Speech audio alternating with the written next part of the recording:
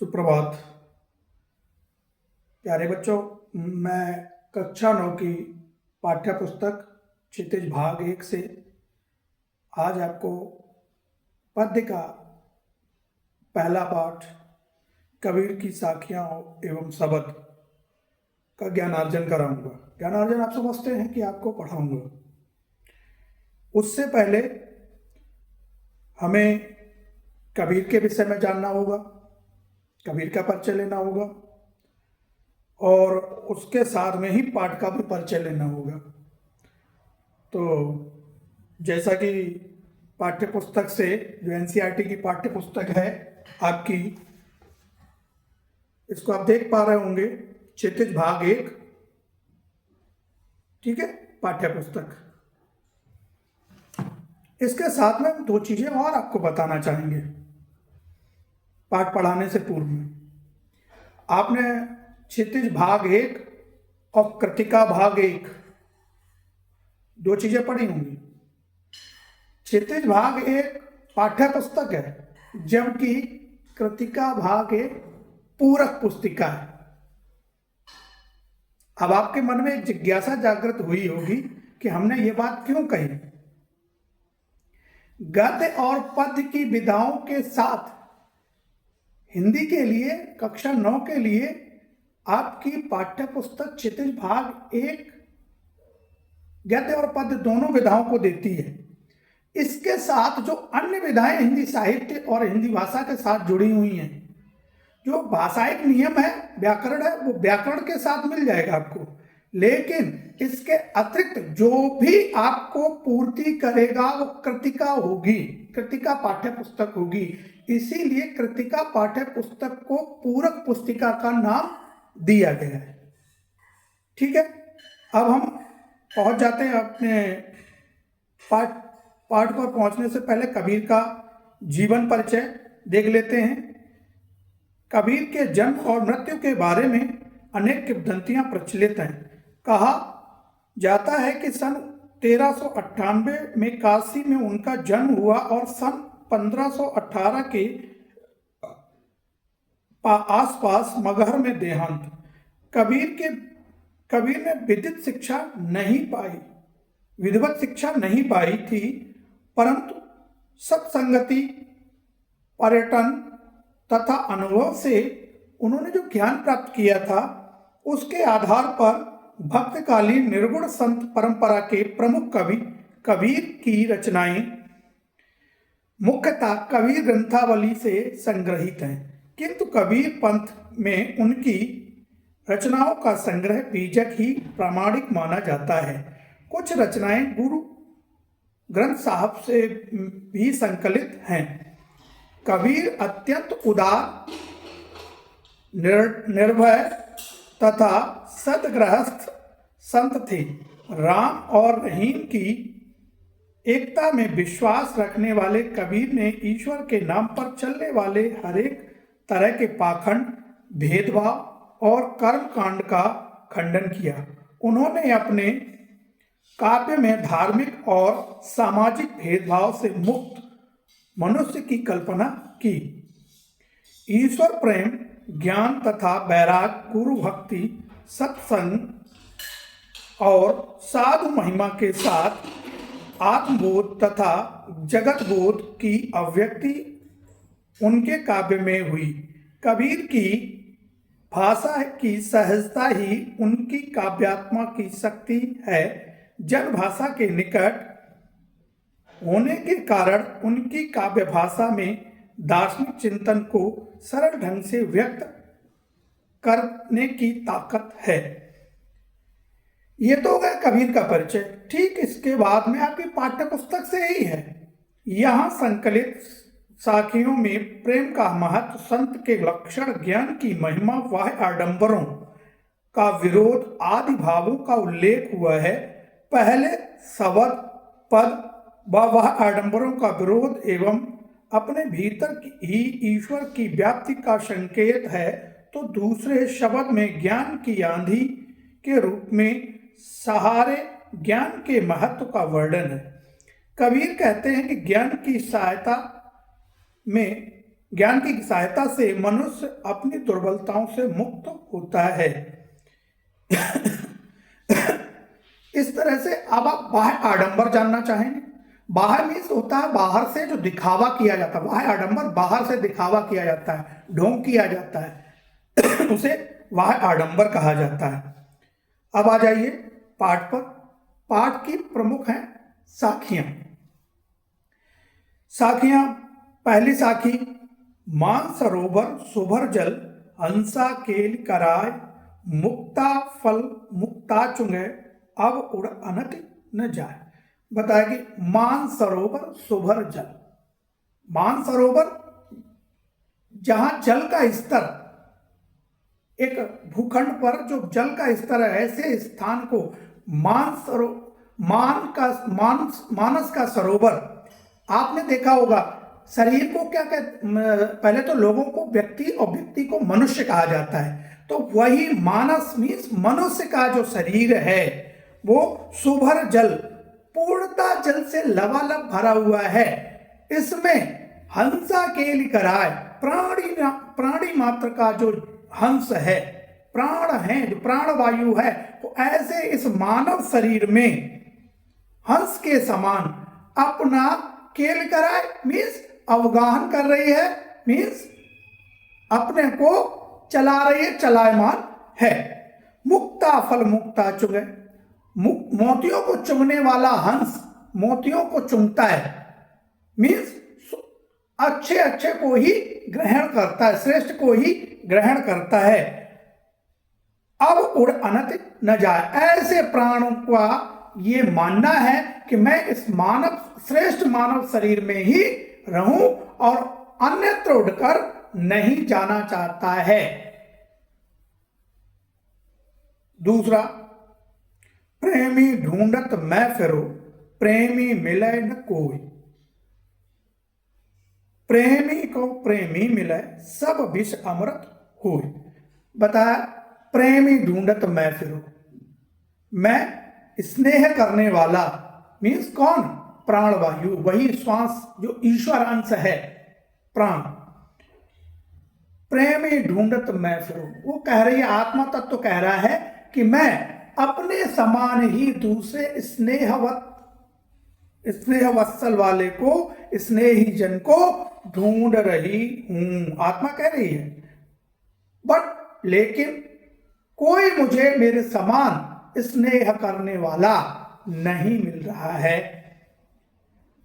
प्रेमी को प्रेमी मिले, यदि जितना स्नेह करने वाला मैं हूं, ठीक उतना ही स्नेह करने वाला कोई दूसरा मिल जाए, मीन्स ईश्वर तत्व के साथ यदि ईश्वर तत्व मिल जाए, सब विष अमृत हुए। तो इसमें जो विषाक्तता है, कटुता है, तत्व की अवगुण है, वो सारे सद्गुणों में परिवर्तित हो जाएंगे। अगला पद, हस्ती चढ़िए ज्ञान को, सहज दुलीचा डार, स्वान रूप संसार है, भूकन दे झकमार। कबीरदास जी ने कहा कि हस्ती चढ़िए ज्ञान का, ज्ञान के हाथी पर आरूढ़ हो जाइए, बैठ जाइए। सहज दुलीचा डार, सरलता से उसके ऊपर दुलीचा जैसा जो उसका वस्त्र होता है उसके ऊपर डाल करके ज्ञान के ऊपर आरूढ़ हो, ज्ञान के हाथी के ऊपर बैठ जाइए। स्वान रूप संसार है, भूखन दे चकमा। जब आप ज्ञान के हाथी पर आरूढ़ हो जाएंगे तो कुत्ते उसके आसपास, स्वान मीन्स कुत्ते जो भौंकने वाली प्रवृत्ति के होते हैं, बताया है, कहा है कबीरदास जी ने कि उन्हें व्यर्थ में भौंकने की आदत होती है। ऐसे ही लोगों को, उच्च कोटि के लोगों को, उच्च कोटि के ज्ञान को वो बार बार भौंक करके डराने का प्रयास करेंगे तो उन्हें नीचे से डराना, क्योंकि आप ज्ञान के हाथी पर ऊंचाई पर आरूढ़ हैं और वहां बैठे हुए हैं। तो बताया कि उन्हें भौंकने दो, ऐसे ही व्यर्थ में उन्हें भौंकने का अवसर मिलने दो। अगला पद, पखा पकी के कारण सब जग रहा गुलाम।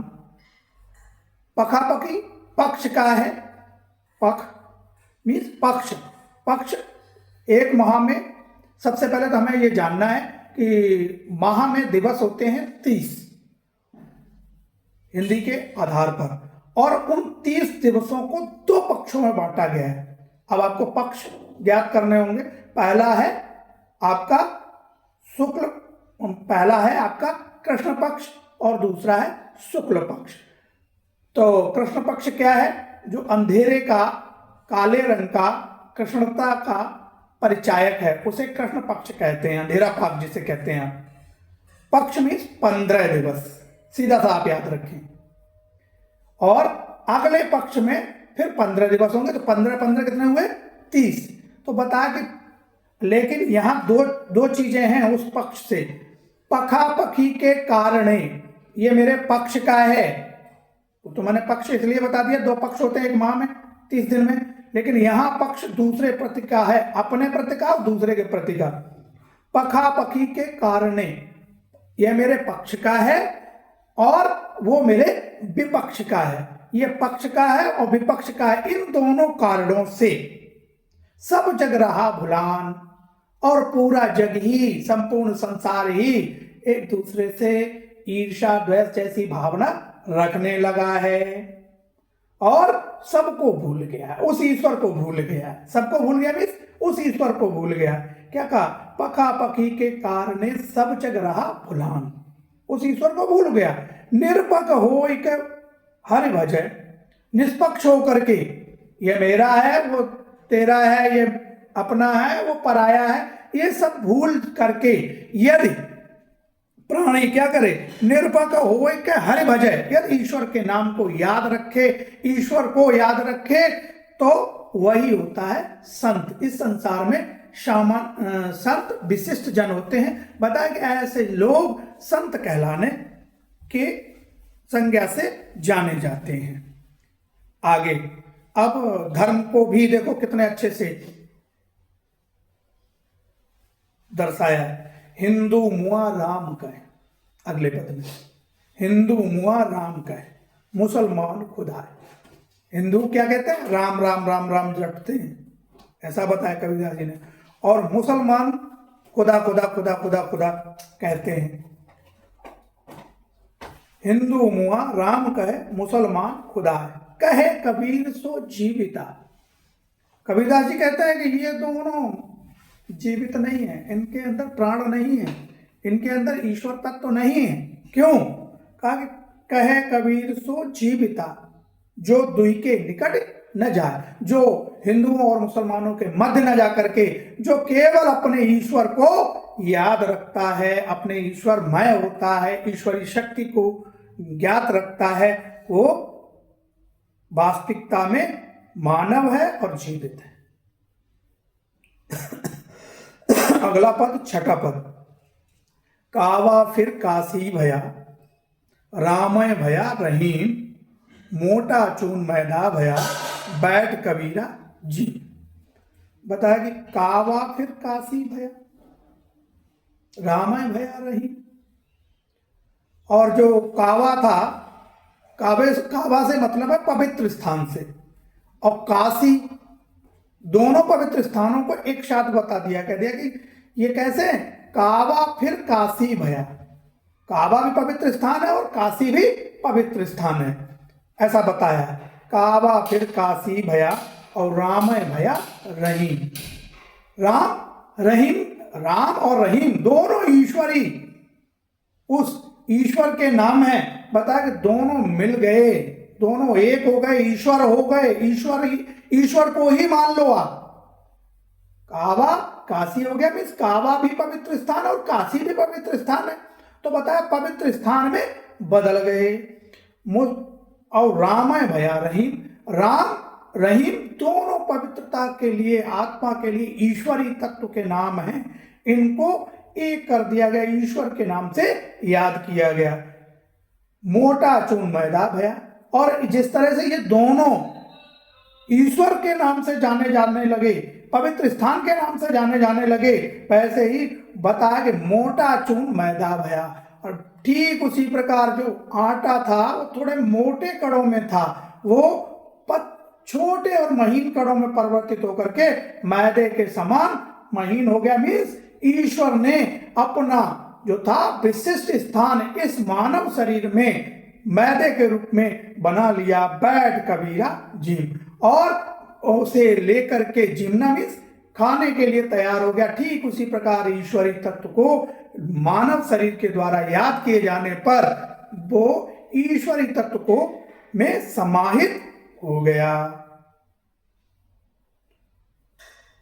अब देखिए 7वां पद और साखियों का अंतिम पद। ऊंचे कुल का जन्मी जे करनी ऊंच ना हो। उच्च कुल तो आप जानते ही, ऊंचे कुल का जन्मिया, ऊंचे कुलों में जन्म ले लेने मात्र से।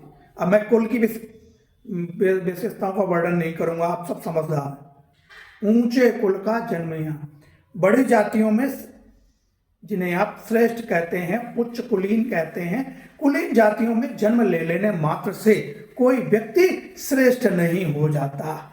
ऊंचे कुल का जन्मिया जे करनी ऊंच न हुई, जिनके कार्य ऊंचे श्रेष्ठ नहीं होते हैं, वो लोग श्रेष्ठ नहीं कहलाते हैं। सुभरन कलश सुरा भरा, सुभरन कलश सुरा भरा, सोने का कलश साधु निंदा सो। सुवर्ण कलश सुरा भरा, सोने के कलश में ये मदरा भर दी जाए तो सज्जन लोग उसकी निंदा ही करेंगे, प्रशंसा नहीं। ठीक उसी प्रकार ऊंचे कुल में जन्म ले लेने मात्र से जिनके कार्य ऊंचे नहीं है, श्रेष्ठ नहीं है, श्रेष्ठ कुल में जन्म ले लेने मात्र से जिनके कर्मों में श्रेष्ठता नहीं है, वो श्रेष्ठता को, उच्चता को नहीं प्राप्त कर पाते, नहीं बता पाते हैं, नहीं मनवा पाते हैं लोगों के द्वारा। ठीक उसी प्रकार जैसे सोने के कलश में मदिरा भरी होने पर सज्जन लोग उसकी निंदा ही करते हैं, प्रशंसा नहीं।